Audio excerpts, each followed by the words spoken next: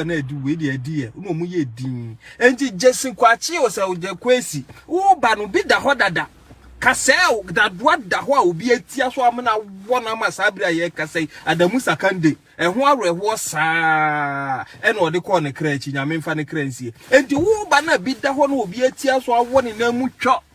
na wo so wo ba na ndisi fo ka cho se hurihuri bra da do anu na wa hurihuri abado na ba be wo da do anu so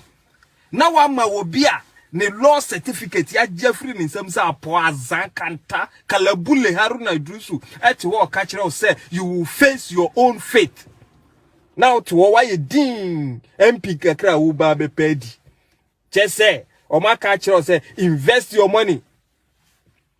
invest the money near power you get it triple you quadruple wo beti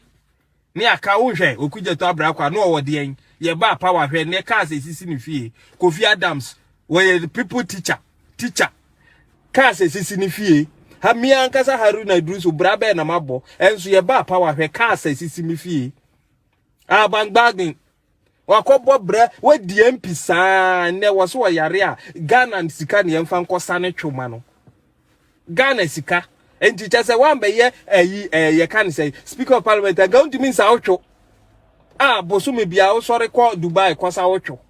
sisa Ghana sika wo kwa anu asesa wo jire ne wo ma ne wo cook nyina because enyuma na betua abai betua bro me say the 7 thieves of NDC nyame admo china ye be kasa ho akromfo nso of NDC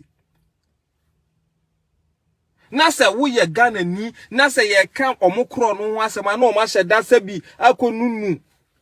etiefo momfa nchame se mi bie ma no akasa awo amanim anopa ye o se awia se anwumre sabi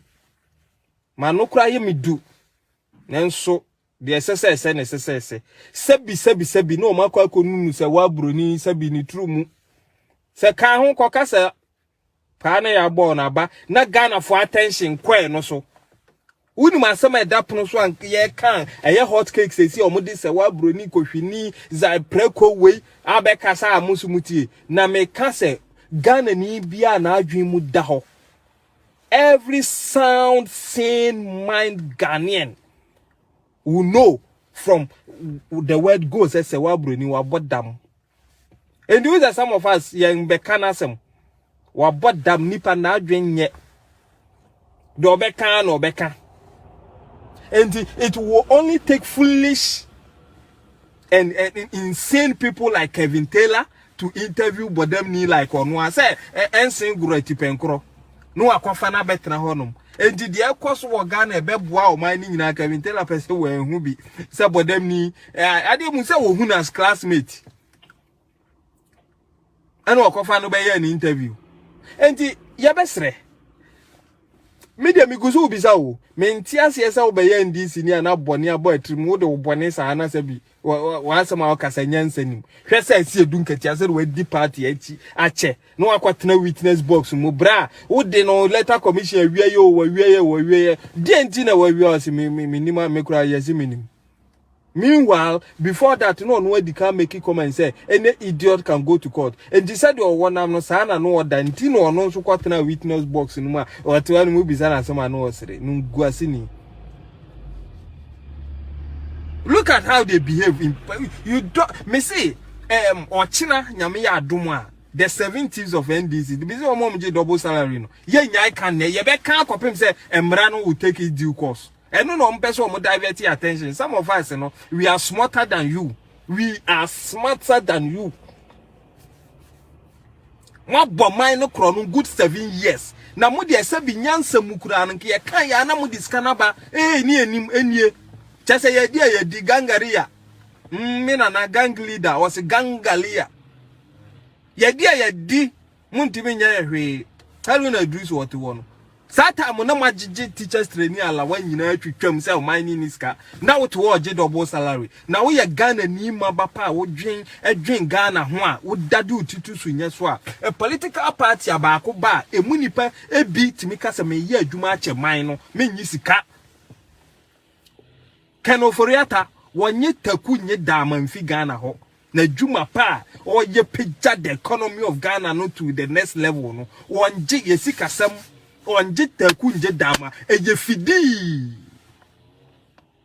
This is one sense to such questions. You see, as some American yes I know. Yeah, this MPR, yeah, to a former MP. Let me put that away. Say that you better say Jason Kwachikwe.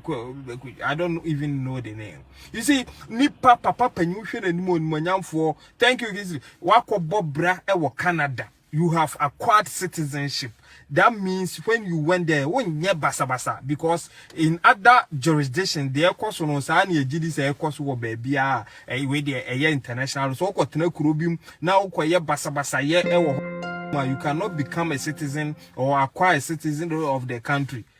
And what me akwa jeni chese wa anye basa basa e wo honuma wo hwe nanima papa ubere as wo dwo ko mpene ho asem ni monyamfo enso papa yetima ma no ho kwan ma ndisi fo de na ye drawa omo de na ye bait ahye ayi drawa na ma hye omo dra no ayi omo na mo wi omo ato na twene jesin kwachi ukwa da fiasi unkwa na obeko haruna idrisu no wono wo ye krem ne law ha ne lawyer certificate kita no yaje apo oko school wansua de apo ene oko boy kan mfanche me kanta and this obi e ono ne lawyer certificate what permit or grant him to become a lawyer no yaje every no so et one mo ka emra e chire mu chire wa na papa wo so to abotinko MP keka uba bedi wakọ kwatena Canada abobra chesa ben and this for na fro bra na be wi abi o ba meboa wa hu di ato na we see this political party a akromfo na ahye mu ma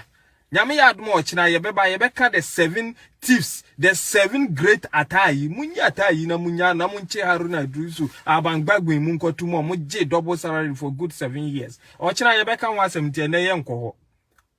enti bia na obi ewo anu ye bia wo moa me because me ho kire me to find a solution to such a question.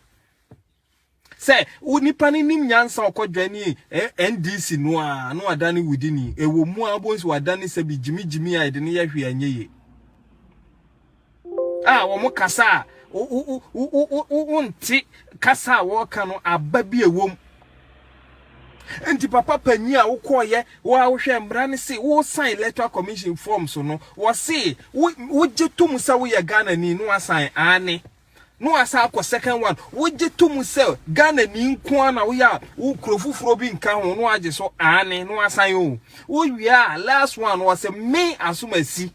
me jetum se information bi a me dia to anu ho ye krojin na se actually ye behu se ye ntro ni azan na me ye ya emre wo Ghana ni mi ni se de tie now you have